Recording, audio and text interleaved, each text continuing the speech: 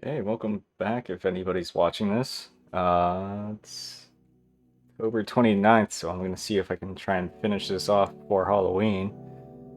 Almost there, so I think I should be able to do it. Just a couple sessions today, and it should be good. Anyway, after telling Brian everything he can remember, the bear seems satisfied.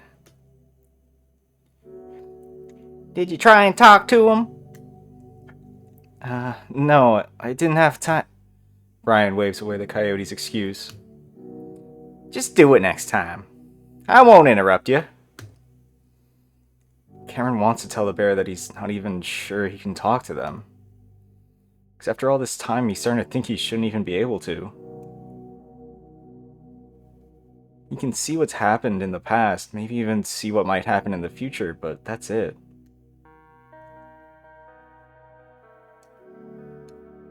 He only sees a record, but if they acknowledge him, communicate with him, then that's something that he doesn't want anything to do with. Devin had said he doesn't believe in demons, but that's what Cameron thinks they are. All these unexplainable forces that haunt and torment the living. It's all demons. Brian disappears again, and because he doesn't grab the coyote, Cameron assumes he isn't meant to follow him. A minute or two later, Cameron hears a loud snorting sound and he flinches. Then it happens again, and Cameron looks over to see Brian leaning over the counter, head low. Combined with the sound and posture, the coyote knows that the bear is definitely snorting something. He'd been in a similar position many times in the past. Either way, he's not about to ask the bear what he's snorting. He can only hope that it's something that knocks Brian out, or at least slows him down. After sniffing and dabbing at his nostrils, the bear returns to Cameron's side. Well, let's go outside to a spot that I think you'll get better reception, or whatever. Before Cameron can fully comprehend what Brian just said, he finds himself being forced over the huge bear's shoulder before being lifted into a fireman's carry.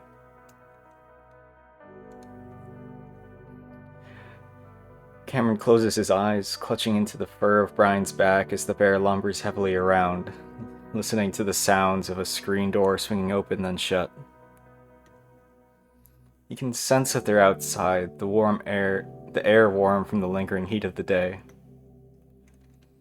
And he finds his feet coming into contact with the ground.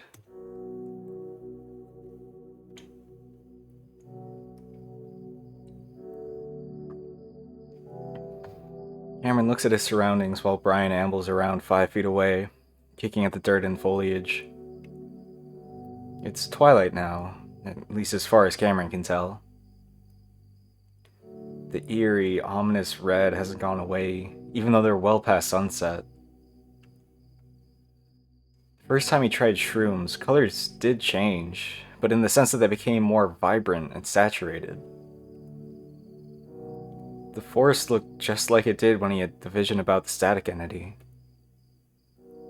He was with Dev then. How is this even happening? Who's having these thoughts? Devin? What?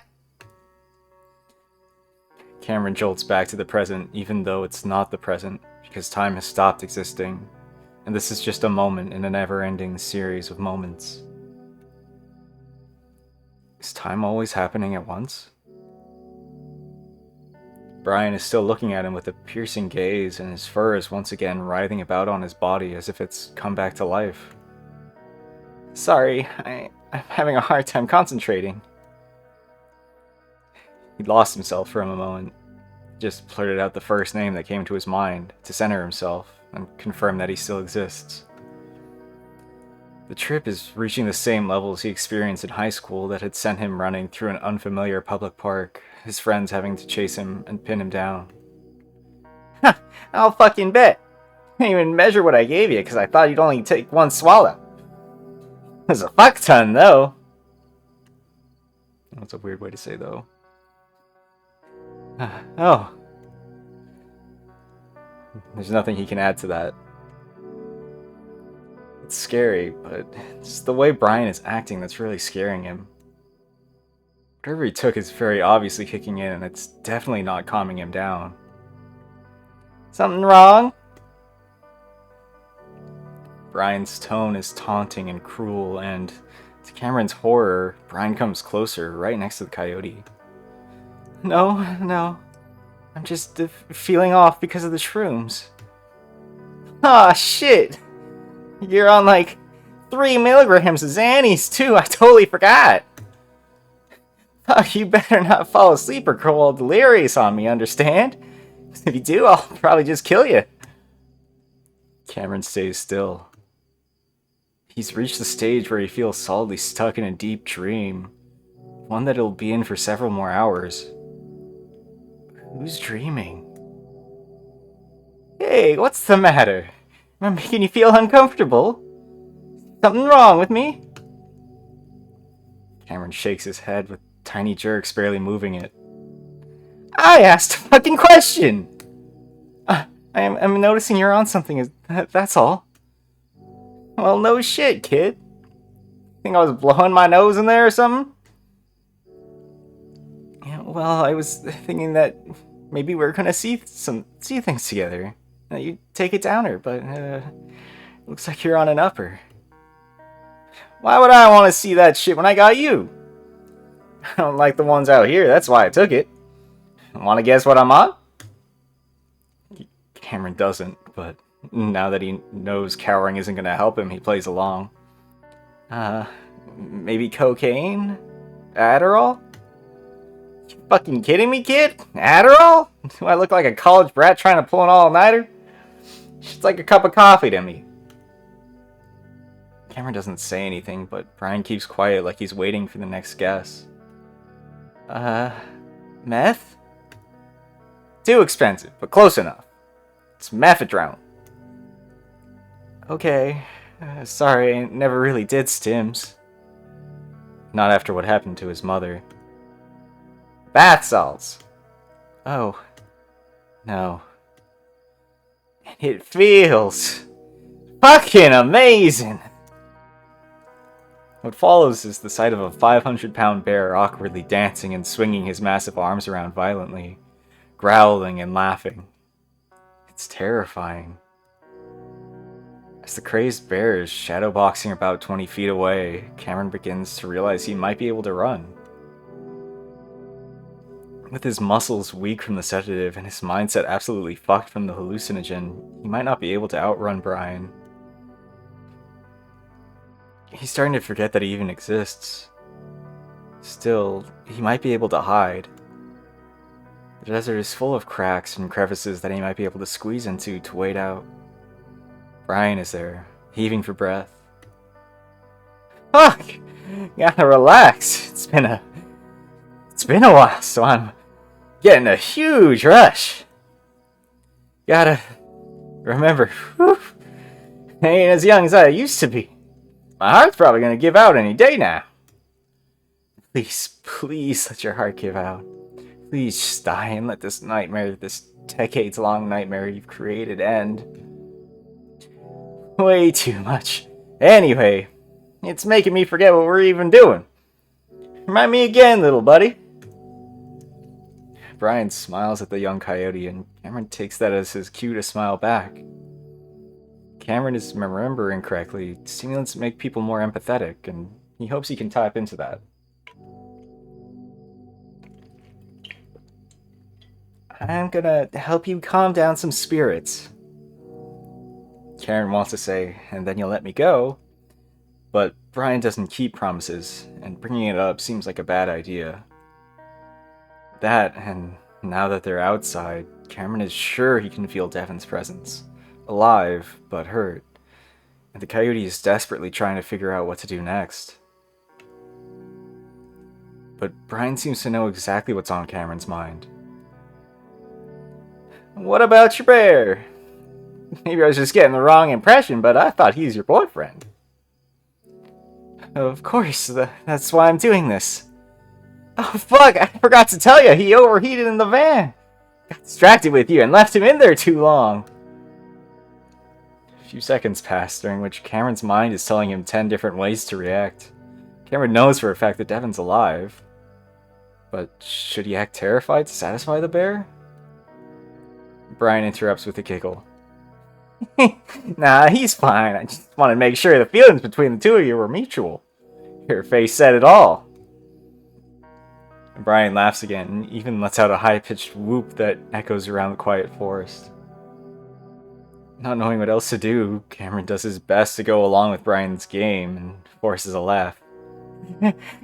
Holy shit, you really got me there. I thought my heart was about to give out. Damn, you're cute. Cutest little Yoda I ever seen. Oh, thanks, but you know drugs. They make everything seem better. I think I'm more on the ugly side of things if I'm being honest. I mean, I haven't showered in a while either. Cameron pretends to self-consciously smooth over his head fur. Nah, you were cute before I was amped up. Also, I've had guys shit themselves before I had my fun. Either because they were scared or they thought I would stop doing what I did. It didn't, because the shit I'm on makes me horny as fuck. So not only do you look cute, you are cute. Thinking something like that might help you.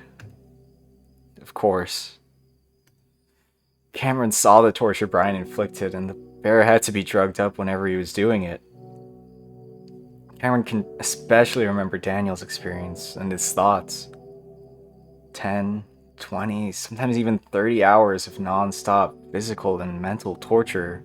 And it would go on and on and on and wouldn't stop until the bear's exhausted body would pass out. Then he would sleep for an entire day, sometimes longer, before the process would begin again. But luckily for you, we got more important things to do. Come stand next to me. Okay, I'm gonna help you. Cameron tries to make it sound like he's on the bear's side. Who's thinking these thoughts? But as Cameron moves to stand beside Brian, it finally seems to sink in that Brian is gonna kill them. Not because it's obvious, but because he's starting to pick up on the bear's thoughts. He's reading his mind. He thinks he murdered Artie, but he didn't. For whatever reason, either because he's outside or because he's tripping out even more, he's certain of that. He'd never been the closest of friends with the cat, the two of them a bit too different to really hang out or talk without Devon being involved somehow. But Artie was a constant presence in his life for more than 2 years, and he knows that feeling, that amalgamation of a person that is Artie. It's still out there. Cameron mentally reaches out to the cat, but he's so far, so distant, and something is wrong with Artie. His amalgamation is missing some parts, and several pieces seem a bit warped, even broken. Devon's is still full, and nearby, and it shines like a beacon in the darkness of barren desert. So, while Brian is telling him to contact people he murdered and buried under the ground, Cameron instead reaches out for Devon.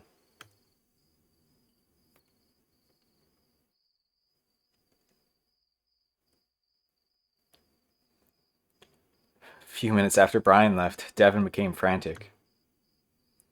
Even though he knows it won't help, it will only make things worse. The instinctual part of his brain overwhelms everything.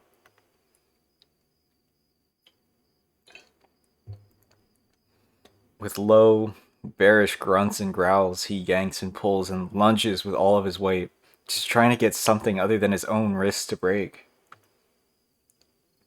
He'd already contemplated dislocating, or even breaking his thumbs to pull his paws out of the cuffs, like he'd seen characters do in some movies. But just by looking at the metal, he can tell they're too well fitted for that to do any good. He could gnaw his thumbs off, and he'd still be stuck. So he just yanks until blood is seeping into his paw fur, and even with that added lubrication, they don't budge. Please, please, please.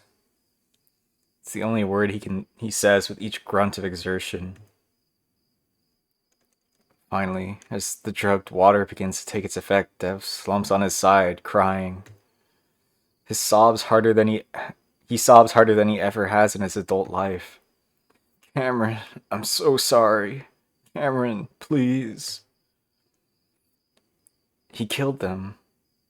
All because he needed to find out.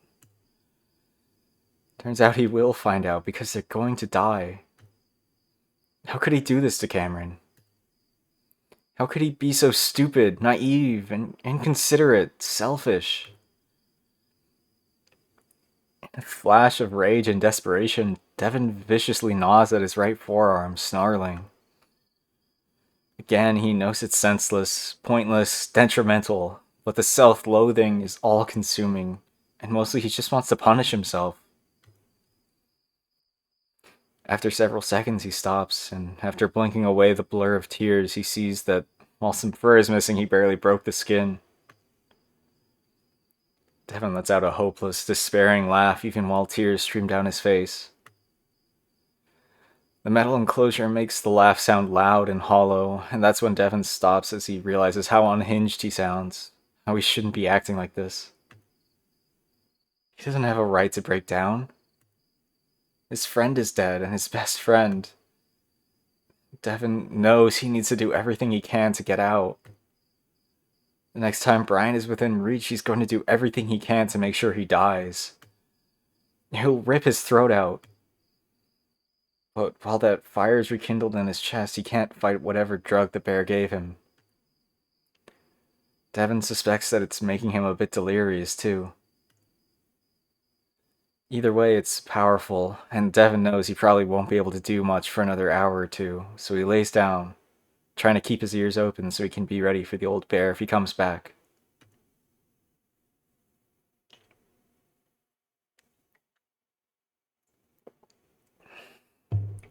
If Cameron dies, it doesn't matter if I escape.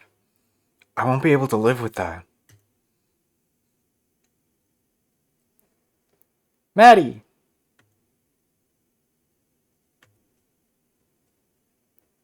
Maddie! Mateo! Huh? No one's used his second name since... Why couldn't you just watch her?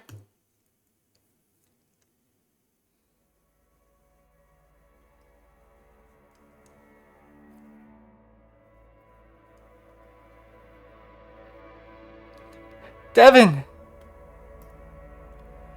Devon stays curled up because he knows he imagined that. Or his brain is playing tricks on him, or... Devon, it's me! I'm here! Cam? Devon stares at the swirling patterns and lines. Are you okay? No, none of us are okay. You're not okay. I don't even know if you're alive. Devon tries to move toward Cameron, but he stays at a constant 10 feet away, no matter how hard the bear tries to get to him. Devon, I'm real. Cameron carefully enunciates each of those words. I'm doing this through, like, my mind, I think? I'm fucking psychic, remember? Well, now I know this is bullshit. This is what got us into this nightmare in the first place. Devon. Yeah, you know what? Fuck you. You are exactly what I thought you were. You don't exist. My sick, fucked up mind is making up this version of you that I have no right to create. And... Devon's voice trembles with emotion. He's never had a dream where he's felt this real before, this alive. And of course it's happening when he's feeling at his absolute worst. I just wish you were real so I can actually tell you how sorry I am. But I can't take any of this back. You somehow make it out. You look fine, but I know you're not fine, because you're with that goddamn bear. It's quiet for a moment, the only sound being Devon sobbing. Devon, I know there isn't much I can do to convince you that I'm real. All I can say is that I am real, that I love you dearly. I love you too. And yeah, Brian is hurting me, just like he's hurting all of us. What's he doing to you? What happened to me not being real? Well, Just in case. Are you okay? The look on Cameron's face makes Devin's stomach drop. Well, not really, no. But he's keeping me alive, so that's what's important. But you see those patterns? Yeah? Well, Brian drugged me with shrooms, and I'm tripping absolute balls right now. Hallucinogens enhance my abilities, and I think I kinda created this space. Really can't make this stuff up. Well, maybe you're right, but he drugged me too, you know. This could still all be me. You don't give psychedelics to someone you're trying to sedate. Anyway, it turns out I'm not that different from my mom. It's all arches. I see them when I take certain drugs. Devin looks up at the patterns, and for the first time he feels like this might actually be Cameron. Cameron? It's me, yeah. Cameron, oh my god, please let this be real. Baby, I'm so sorry. No, no, no. We don't have time right now. Also, I kinda read your mind, so I already know. Sorry about that, by the way. It's just happening automatically. But I can sense Brian's thoughts, too. And now I know where you are, and where the van is. That you're in a set of handcuffs, and I know where the keys are. I'll get you out, somehow.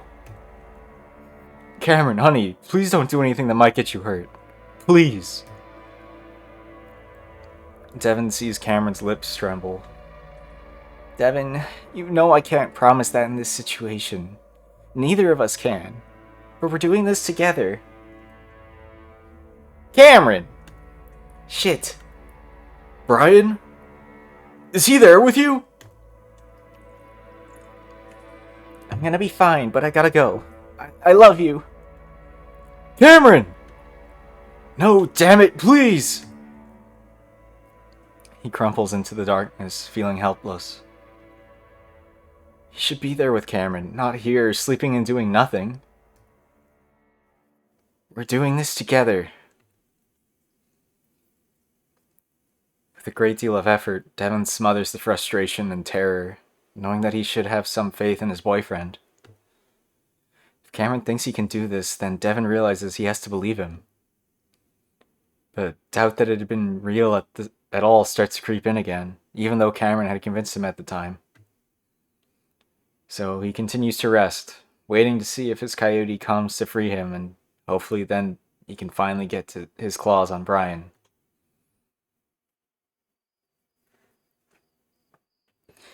You've been standing there for a good 10 minutes. So what'd you see?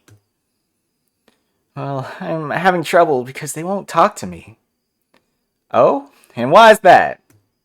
I think it's because you're here, and they're scared of you. Maybe if you... Cameron screams, clawing and clutching at the huge fist on his ear. Brian twisting it viciously before lifting up so that Cameron's feet actually lift off the ground. He didn't know it was possible to feel that much pain from his ears, even though he knows they're sensitive. Stop! You sneaky fucking faggot! He violently shakes Cameron, and the coyote twists his body, grabbing the bear's forearm and trying to get his legs lifted up and wrapped around the bear's bicep to lessen the pressure, but Brian won't allow it. You know you said everything out loud just now? What? You know exactly what. Cameron is slammed up against the trunk of a tree, the impact resonating through his body. Instantly, Brian's huge, rugged muzzle is right next to his own, much smaller, narrow snout. The bear is snorting heavily. Cameron fights as best he can, but his feet are off the ground again, and he kicks and twists, but the grip is more powerful than anything he's felt before. He can actually feel his eyes bulge, and his tongue stick out involuntarily, and once again he finds himself drowning. In that moment, it isn't the crushing pressure on his neck or the horrid, rancid breath that's coming from the old bear that Cameron notices most. It's that Brian doesn't even seem angry. He doesn't seem enraged the coyote had been contacting Devin. Doesn't seem upset that Cameron broke his word to help the old bear with his demons.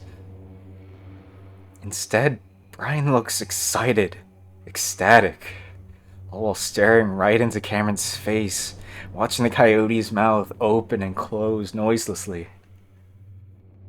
Vaguely, Cameron can sense a battle taking place inside Brian.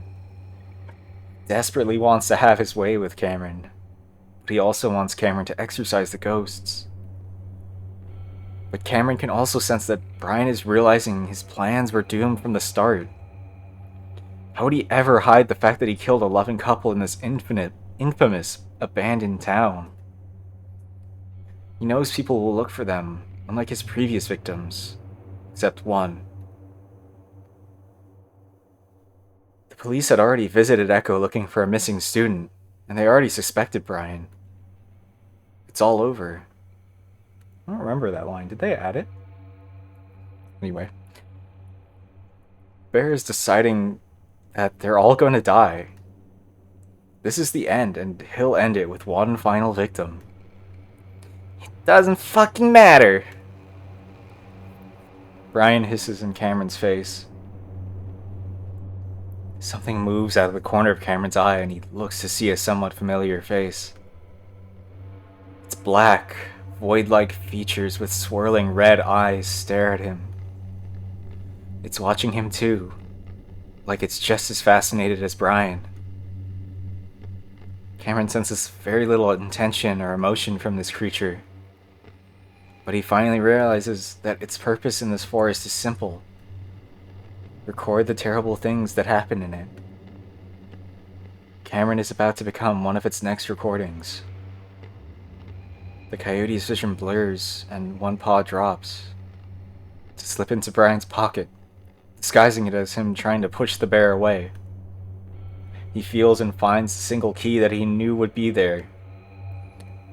God damn it, you're a fucking cute one, you know? Brian's voice trembles with cruel, passionate emotion and nuzzles the coyote. He squeezes harder and Cameron's eyes roll up, all while putting the key in his own pocket. But he's not sure it matters. Brian already heard his plan. More importantly, though, is that Brian isn't letting up. As he fades into darkness, Cameron feels a part of himself die. The trip peaks and suddenly Cameron is everything at once. He's a trailer home in the northwest. He's a desert lake. He's a broken road. He's a trailer home in the southwest. He's a train cutting through the wilderness. He's being shot in the head. He's being hung from a tree. He's being beaten to death. He's swimming under an arch. He's stumbling into a pond. He's in a space shuttle smashing into the ocean. He's a dead town. Dead, but with working reflexes, using the tools that it still holds tightly in its grasp. Cameron disappears, and these thoughts and feelings are no longer his because he isn't who he is. He is everything. Because of that, he can see everything.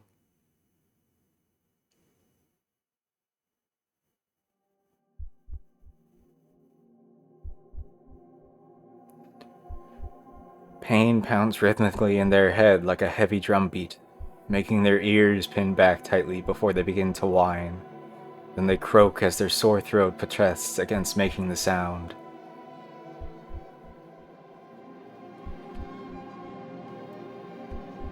They stare at the scene before them, then they blink. But it doesn't help them make sense of what's in front of them. In fact, it seems to make it worse. Who's making sense of what that's in front of who? These intrusive thoughts about not existing. Who's having these thoughts?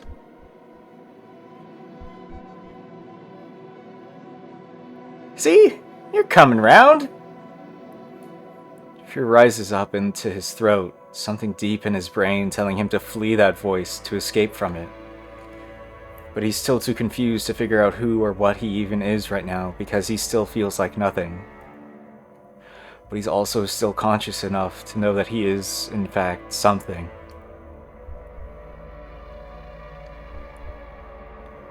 He remembers that he's someone named Cameron. He remembers his situation, and he remembers that he's been drugged with shrooms and Xanax. His trip has reached its dizzying peak, his sense of self so utterly decimated that he isn't sure how he's ever going to feel the same again. The terror and torture of the past 2 days has culminated to this, the moment that his mind gives in and breaks, and Cameron can't tell what's real and what isn't anymore. But there's something else, too. Despite the terrible loss of who he was, Cameron, this amalgamation he calls Cameron, is sensing things even more vividly than he had just a few minutes ago when he'd contacted Dev. Cameron sees what's ahead of him, but he's seeing so much more. In his mind eye, he looks forward, and he sees a myriad of people in front of him, though they're all the same people. Devin, Brian, and himself, locked in a vicious, spinning blur of claws and teeth, blood and horrific, unidentifiable viscera. It's confusing seeing so many versions of himself and his boyfriend, and he turns his head to glance away, not wanting to see that violence. Then, noticing something over his shoulder, he looks back, and this time he sees one version of himself along with Brian. He sees his unconscious body being pinned against the tree for a while longer before he crumples to the ground.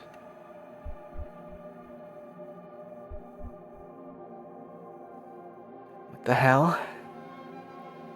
His voice is low, husky, and barely audible. Brian laughs, startling the coyote out of his visions of violence. I choked you the fuck out, that's what! Cameron blinks at the bear, then back at the forest. I thought I died. Not yet, kid. Got a few things to do first, and you probably want to see your boyfriend too, eh? Not sure I'll get to talk to him since he's knocked out. Knocked out? Yep. Wait, with what? Relax, it's just Rohypnol. Sure, I gave him a good amount, but they're a few decades old because they made them illegal back in the States back in the 90s. And you know, when pills get old, they don't work so good anymore. Brian goes on and on about Rohypnol and how it used to be the premier date rape drug in the country. Cameron watches the bear's mouth move in waves and ripples, yellow teeth poking out from behind his lips as saliva collects and becomes frothy at the corners. Who's watching this? Cameron reassures himself automatically. I'm watching this, and I need to save Devin. He's not so convinced by the first part, though.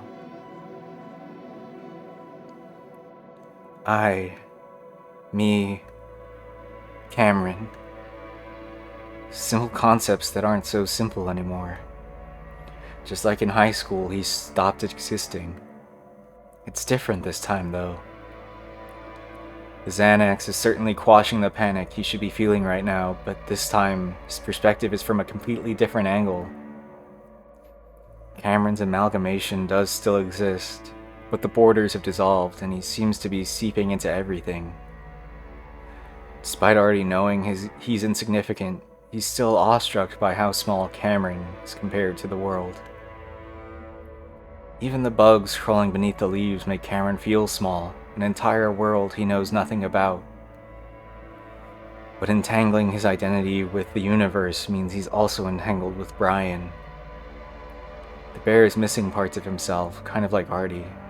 Shattered pieces and jagged holes pockmarking the landscape of his life. Cameron almost doesn't feel sorry for him, that maybe if things had been just a little different, the odds just a little more in Brian's favor, he could have been a very different person.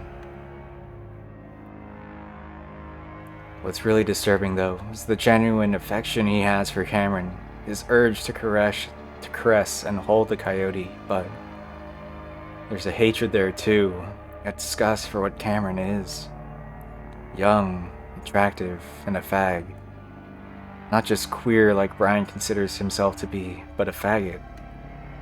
The kind of queer that acts real cute before fucking over the real men who should be doing all the fucking. So it feels good to punish Cameron, but it's even better to watch him suffer, to watch the way his body writhes, his mouth open for air, his eyes wide and fearful. Cameron feels himself recoil from understanding Brian's thought process, a way of thinking he'd never consider himself. But that thought process isn't what makes Brian the terrible person that he is.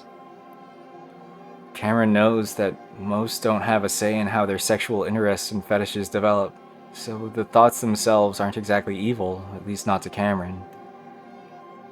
Cameron knew a few guys from college who had interests similar to Brian. During his first year of dating Devin, the bear had timidly asked if he could gently close his teeth over the coyote's neck and growl.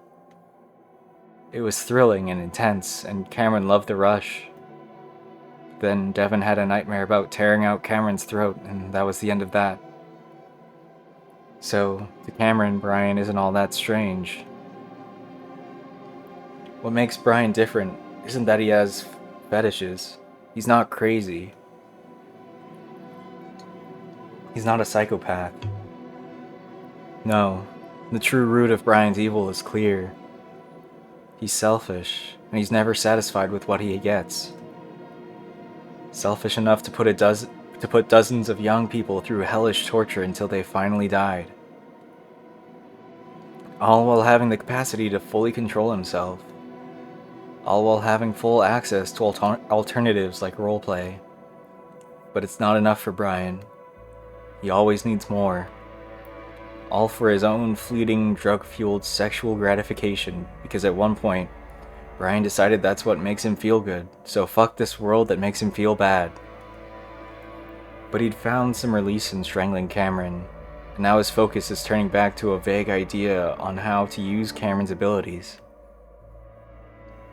Something to stop him from spending the rest of eternity with his victims torturing him.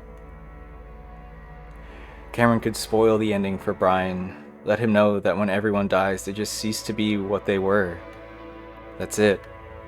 Ghosts, demons, poltergeists, creations of the living, and whatever it is that's in Echo. Cameron draws back at this point, getting overwhelmed by all the thoughts coming from the old bear, unable to understand them without more context. Looking forward, he glimpses the various scenarios again, and the one constant is death. Most involve him dying, and a good amount involve Devin dying as well. Cameron imagines that this is indicative of what's most likely to happen. But a few, just two in fact, show Cameron and Devin surviving with Brian either living or dying. Cameron doesn't much care about the latter, just as long as he can get Devin and himself out of Echo alive. They can deal with Brian afterwards. Cameron doesn't even care much if he doesn't make it, especially if in this state of mind, but he won't accept not being able to save Devin. Suddenly, remembering what he had done earlier, Cameron tries to steadily brush his pocket and is amazed the key is still there. Does Brian know? Well, he does know what Cameron had planned, but in his own excitement, and especially because he's tweaked out, he's hyper-focusing on other things. He'd also missed the key being taken out of his pocket. That, and Brian's memory is terrible. Decades of drugs and neurotoxic doses had dismantled who he used to be. He doesn't even seem to remember why he choked Cameron in the first place. Had to make connections down in Sonora. Stuff was over the fucking counter there. It was easy to get, but getting it over the fucking border is a whole different issue. Brian suddenly stops talking, eyes narrowing. Cameron's pulse quickens as he wonders if Brian had just remembered his plan. What's wrong? His voice is still rough from the strangling, a deep soreness starting to emanate from the core of his neck. I don't know, I just like you better when you're smiling, but if I'm fucking boring you, just say so. It takes Cameron a few seconds to understand what Brian is even talking about, and a few more to scan the bear's thoughts. In Brian's mind, his smiling has a lot to do with how interesting the bear's explanation of Rohypnol is, so Cameron quickly puts one on his face. Oh, sorry, it's really interesting. I'm just so overwhelmed with the drugs and... Shut up. Cameron shuts up. Brian starts to work his jaw like he's chewing something before clenching his fists. Cameron tenses up, preparing himself to be hit again. You're cute, but not that cute. And I'm not that stupid. I hate fags like you sucking up and sucking dick, so you get what you really want. Brian's mind flicks through a few traces, but the only one defined enough for Cameron to comprehend is a fox in a red hat. Then Brian seems to relax, but the anger is still there, the bear having honed it to become more cool and collected, which only makes it all the more terrifying. Sure, stimulants increase empathy in a normal brain, but if Brian abused them to the point that amphetamines feel like caffeine, then it probably only increases his irritability and rage. That's what his mother was like at the end, and it always confused Cameron as to why someone would want to do a drug that makes them feel worse. I got a better idea. Cameron gasps as Brian grabs him by the ear. No, stop, I can walk with you. I won't try to Ow! Cameron senses the bear's amusement and his fear of being pulled up by his ear again, and the coyote quickly stifles his begging, realizing that it might shift Brian's interest back to using Cameron for torture rather than his abilities. The pain had been blinding, but it's nothing, absolutely nothing, compared to what this bear has done to others. Cameron manages to settle into a stumbling walk as Brian pulls him along, bent over and trying to see the ground in the darkness, all while he tries to carefully follow the bear's rough, unpredictable movements. Every minute or so, Cameron looks forward and sees the scenario he's aiming for, still within reach, so he keeps walking. Meanwhile, a van emerges from the trees, parked a ways off the side of the road. Brian freezes, staring. Then he lets out a surprised laugh. Well, I'll be damned. Fucker got away! Who? The coyote winces as Brian continues to hold him by his ear. Cameron hopes that he's talking about Devin, even though he can sense the presence of the younger bear just ahead of them. The coyote would be glad to be proven wrong about his abilities, especially if it means Devin got away. But Cameron knows. That cat! I swear I shot him twice, too! And again, he didn't do that weird jerking thing people do when you give him the kill shot, so I must have missed the second time. Maybe I just killed him with the first. Cameron look where Brian is staring, and sees the spot where Arturo must have been. Dark stains cover the leaves along with what looks like vomit, and Cameron feels his own stomach churn at the sight. It's difficult to connect his outgoing, oblivious friend to the mess, and Cameron feels guilt mingle with his misery as he realizes what's happening to Artie is their fault. But he knows Artie is far away now, miles away, and Cameron silently encourages the cat to keep going, to do whatever he can to save them and himself, even though he's clearly in terrible shape. Cameron hopes Artie can hear him, even if he's awake right now. Cameron senses another ominous shift in the bear's motivation. Brian doesn't think that Artie will make it to the interstate, and he knows he should go looking for the cat. But everything is so fucked from the start. 3 young men who likely have close family and friend groups, all 3 of them injured and beaten, and all 3 knowing full well what Brian is capable of. There's no point to it anymore. Brian had almost reverted to thinking he'd get away with all of this somehow. But no. This is the end. Well, guess that's it then. Figured it was getting close for a while now. Kinda knew that when I left that kid's phone ringing in my trailer. The calm with which Brian accepts his nearing demise makes Cameron want to try and escape all over again.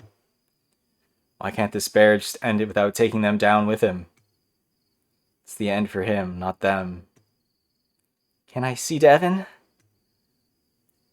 Cameron half-heartedly smiles, hoping it might sway the bear, but he's not paying attention to the coyote. Brian shakes his head at the sober version of himself, the version that actually did plan to let Cameron go, because why would he add to his problems by killing the Yote if said Yote could take them all away? That's why he tried to be nice to him, and then of course things got out of hand. Cameron begins to shake as he senses Brian's arousal and excitement. He's thinking about Cameron, about his baggie full of bath salts, and about how long it might take to find them in. Cameron blanches mentally, unsure of what that dark place full of death is, but he knows he does not want to go there. Where are you taking me? You're the psychic. Figure it out! Keeping his hold on the coyote, Brian pulls Cameron toward the van. Alright, that one went a little bit longer. My laundry has been sitting in the washer for so long. Thanks for watching. See you next time.